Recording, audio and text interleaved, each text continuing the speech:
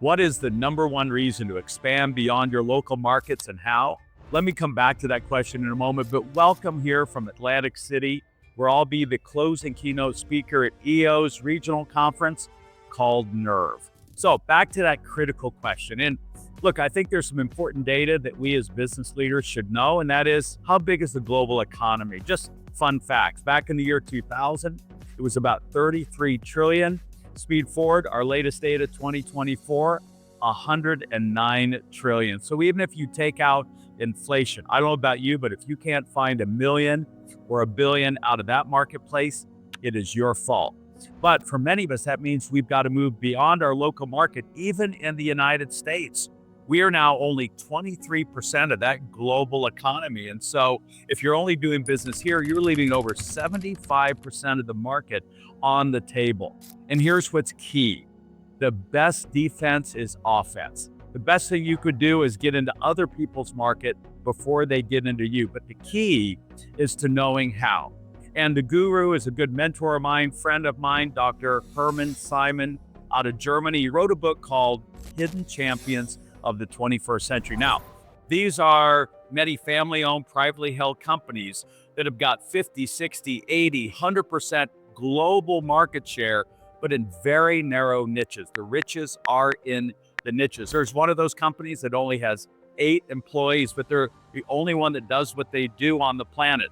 And when you've got this kind of ownership of a niche, first of all, your marketing costs drop, your pricing power increases, and as a result, these companies in some of the most boring businesses have a software-like gross margin, 70, 80, 90%, and as a result, nets of 20 all the way up to 50%.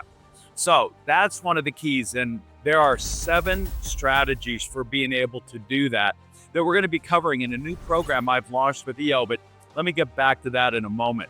So what is the number one way to expand beyond your local market?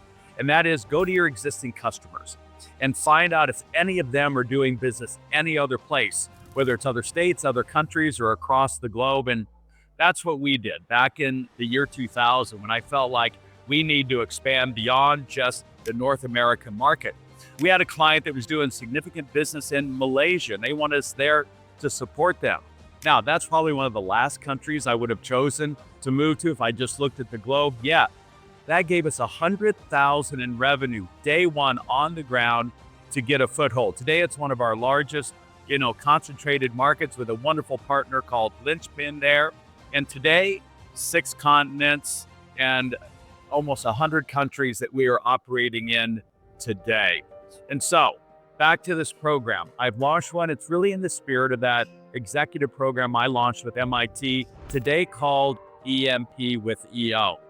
And it's a 3-year program. It's going to be kicking off at the end of October, first in China, then it'll come to Europe, then it'll come to the United States, and we'll choose 40 to 60 of you EO or non-EO members who really do want to go global, want to both make the connections when we're in those regions, as well as meet others that are doing it.